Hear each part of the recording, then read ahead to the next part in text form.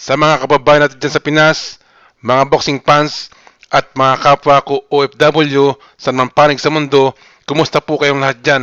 Ito na ang gusto kong i-share sa inyo ngayong araw. Si Jerwin Angkas na ba ang susunod na Pacquiao? Itong magaling, matikas, kaliwete, at palaban na tubong panabo Davao del Norte na si Jerwin Pretty Boy Angkas ang hinuhulaang susunod sa yapak ng ating pambansang kamao na si Manny Pacquiao. Ito pong si Jerwin Angkas ang kasalukuyang may hawak ng IBF Junior Bantamweight title. Ito pong si Jerwin Angkas na kasalukuyang nakabase sa Cavite City, Philippines ay nakatakdang idepensa ang kanyang IBF title sa Meksikanong si Jonathan Rodriguez sa November 2. Talaga pong matindi ang kapit nitong si Angkas doon po sa kanyang IBF title dahil po rito sa November 2, pang 8 beses niya na po ito ididepensa. Si Jerwin Pretty Boy Angkas ay binansagan na ng kanyang kasalukuyang promoter na si Bob Arum na susunod na Manny Pacquiao. Ayon kay Arum, minsan niyang napanood itong si Jerwin Angkas sa isa sa mga laban niya sa Australia at nakita niya roon na maraming pagkakahalin tulad itong si Angkas kay Manny Pacquiao. Ito raw si Jerwin ay may killer instinct doon sa loob ng ring at matindi raw ang kakayanan na tumapos ng kalaban.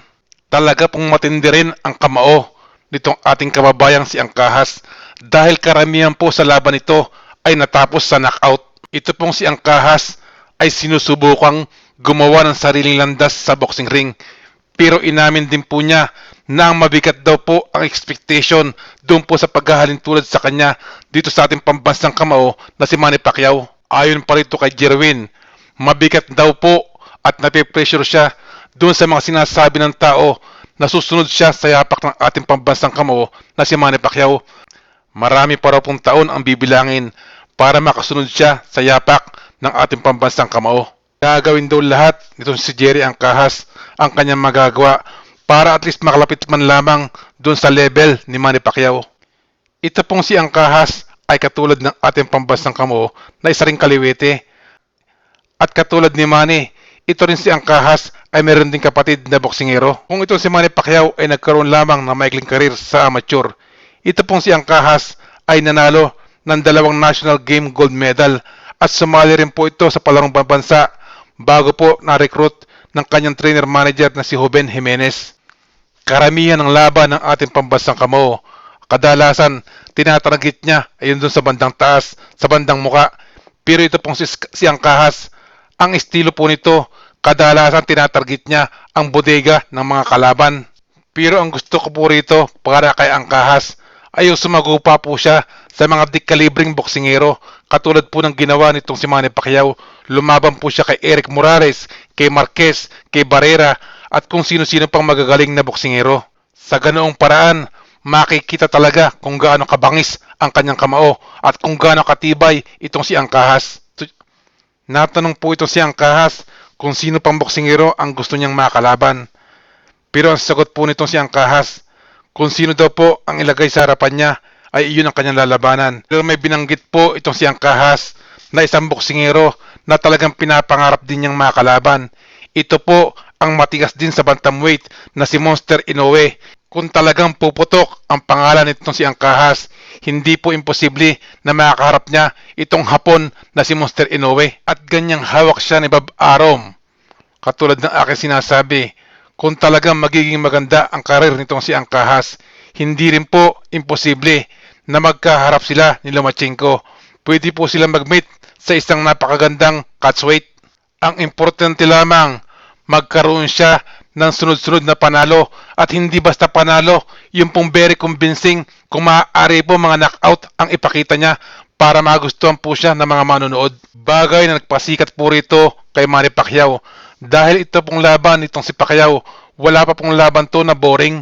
Lahat po ibinibigay ni Manny Pacquiao ang todo doon sa kanyang laban. Maliban na lamang po kung ang iyong kalaban niya ay gustong mag-jogging doon po sa loob ng ring.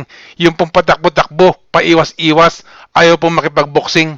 Sa kasalukuyan, matindi po itong record ni Angkas. 19 na sunod-sunod na panalo po ang hawak nito at karamihan po roon ay knockout. Ito pong kanyang makakalaban na si Rodriguez ay atat na pong makaharap si Angkahas dahil gusto na pong putulin itong paghawak ni Angkahas dun po sa IBF title. May mga nabasa po akong artikel sa internet at newspaper. Ito pong si Monster Inoue ay gusto rin pong mapabilang sa top rank doon po sa kwadra ni Bob Arum. At kung magkakaganon po at magiging hawak ni Bob Arum itong si Monster Inoue, si Lomachenko at ito pong si Jerwin Angkahas, pwede pong pagsabong-sabongin ito ni Bob Arum. Alam niyo naman si Bob Arum, pagka ganyan may mga hawak ng mga sikat na boksingero, talagang pinagsasabong niya ito. Tingin ko nakikiramdam pa itong si Bob Arum at hinihintay pa ang resulta ng labang Donaire at ito pong si Inoue. Nahihiya raw pong maikumpara itong si Angkahas sa ating pambansang kamao na si Manny Pacquiao dahil magkaiba raw po sila ng level. Marami pa daw siyang dapat patunayan para maikumpara dito kay Manny Pacquiao. May advice daw po sa kanya itong ating pambansang kamao na medyo mahirap gampanan. Ito pong maging humble at maging matatag at matigas doon po sa loob ng ring. Pag sinabi raw pong kasing Pinoy, ibig sabihin nito ay matatag at kahit na daw po kung ano man ang maabot, dapat daw pong manitiling humble. Yan po ang advice sa kanya nitong si Manny Pacquiao. At ito po ang aking panghuling opinion.